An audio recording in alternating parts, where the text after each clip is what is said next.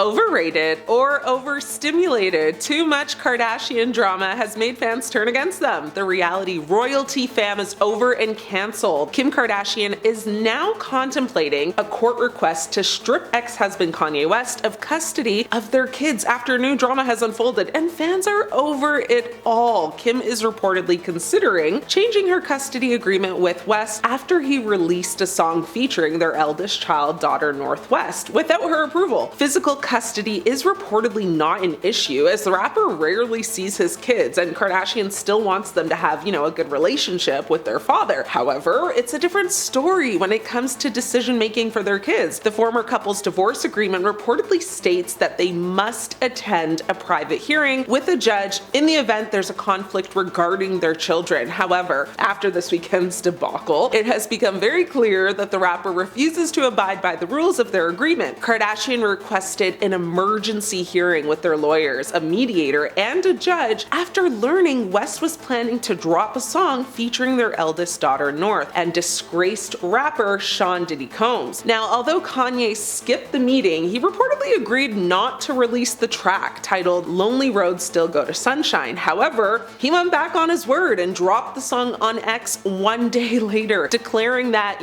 men make the final decision. The rapper also shared a heated text exchange between himself and Kardashian, who made it very clear she did not want their daughter involved with the jailed Bad Boys record mogul. Kanye seemed furious about Kardashian sending him a cease and desist letter and trademarking their daughter's name, despite it allegedly being a decision they made together. He allegedly texted his ex-wife in the now since deleted upload, of course. The text said, "I'm never speaking with you again." However, Kardashian claimed they had agreed to trademark all of their kids' names when they were born so that no one else would take them. She replied saying, "I asked you at the time if I can trademark her name. You said yes. When she's 18, it goes to her. So stop. I sent paperwork over so she wouldn't be in the Diddy song to protect her." Kanye asked her to amend the legal papers or risk going to war. He also threatened her, adding, "And neither of us will recover from the public fallout. You're going to have to unalive me." So dramatic, I can't. Soon after, he went on a very lengthy X-rant like usual, accusing the Kardashian mogul of restricting,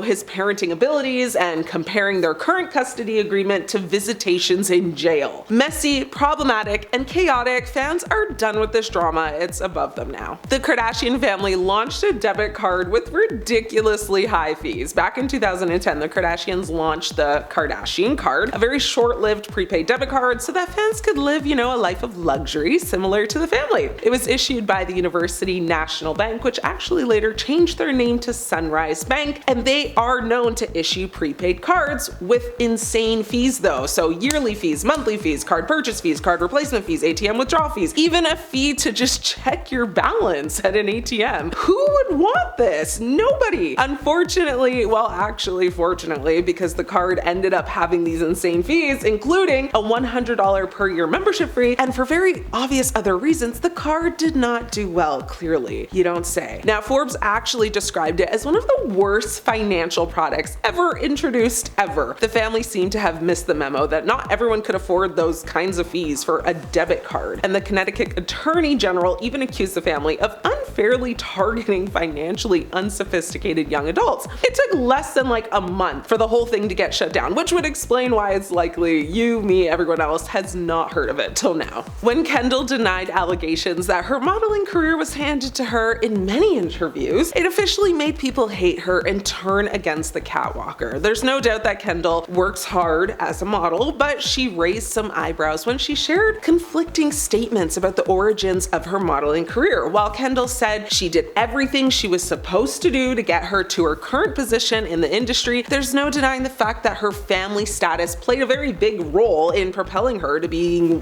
one of the most famous models in the world. In fact, elsewhere in an interview, Kendall explains that when she was 14, she presented a homemade modeling book to her mom, and then she did her, Kris Jenner momager thing and made it all just come to life. Jenner has, modeled for designers including Karl Lagerfeld, Fendi, Calvin Klein, Chanel, Chanel, so many others. In 2018, Forbes actually named her the highest paid model in the world. Kylie Jenner said she was self-made despite coming from a really wealthy and famous family. In 2019, Kylie Jenner was named the world's youngest self-made billionaire by Forbes, but a lot of fans had an issue with that title. Not only did the financials end up being a little off, but many people thought self-made wasn't an accurate title for Kylie, who grew up with immense wealth and privilege. Fans shared that it probably wouldn't have been possible for Kylie to start her business on her own if she had not had the platform her family had provided. Kylie later responded to critics, explaining that her parents, cut her off at a young age, so she had no financial assistance in starting her own business, blah blah blah. Kylie told Paper Magazine, my parents told me I needed to make my own money. It's time to learn how to save and spend your own money, stuff like that. What I'm trying to say is, I did have a platform, but none of my money is inherited. Jenner has said that she credits her success to social media and her large following. Kinda true. She has said that she was able to advertise her products directly to her fans with little marketing expense. And just like her big sis Kendall, she has faced immense backlash for several reasons. Some honorable mentions include, lying about her net worth and exaggerating her role in building her cosmetic company. She's also been accused of cultural appropriation, just like her sisters, and of course she's faced a lot of criticism for promoting very unrealistic beauty standards and using Photoshop and editing tools on literally all of her photos and videos. Kim losing her diamond earring might have been in the first 5 moments fans started turning against the family. You know this one well, at least you should. Kim's then boyfriend Chris Humphries tossed her into the ocean, and her $75,000 earring was a casualty. The force of the throw caused a diamond earring, which was a part of a larger necklace, to actually come off and fall into the ocean. Kim had a significant emotional reaction to the loss, full-blown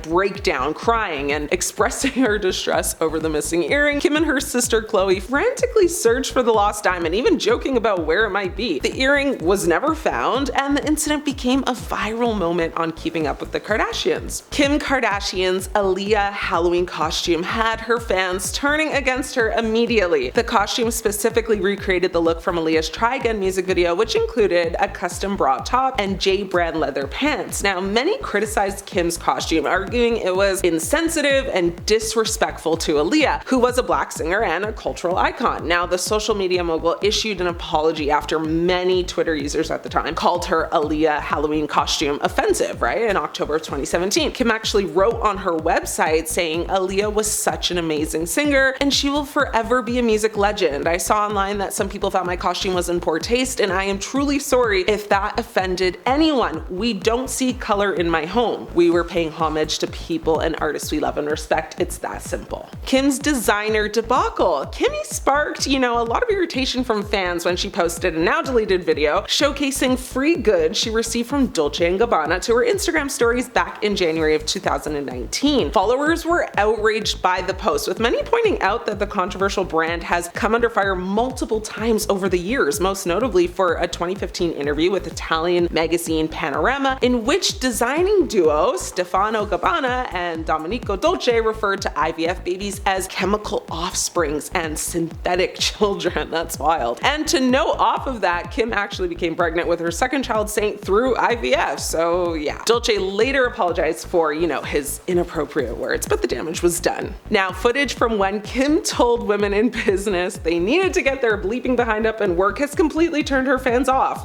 permanently. It's 100% easier to be successful when you're a Kardashian, but that seemed to have slipped Kim's mind when she dished out some advice to working women. Despite the fact that Kim was born into a very wealthy, well-connected family, skyrocketed to fame thanks to TV and that tape we won't talk about, she explained that she thought the problem with people in business was that no one wanted to work. Kim told Variety, "Get your bleeping behind up and work. It seems like nobody wants to work these days. You have to surround yourself with people that want to work and have a good work environment where everyone loves what they do." And while that is true, yes, you do have to work hard to reap benefits. It's definitely not as simple as that for people who aren't born into wealth and fame. Kim faced backlash from viewers, called her out for ignoring her upbringing's role in her success, and how many people do work hard but aren't even financially compensated for it. Now, despite this footage being a couple years old now, it still is being talked about today. I'm talking about it right now. It's still messy and people are still mad. Will Kim and the rest of the Kardashians recover from their downfall? Let me know what you think. Thanks for watching. I'm your host Ashley, and it's been great catching up.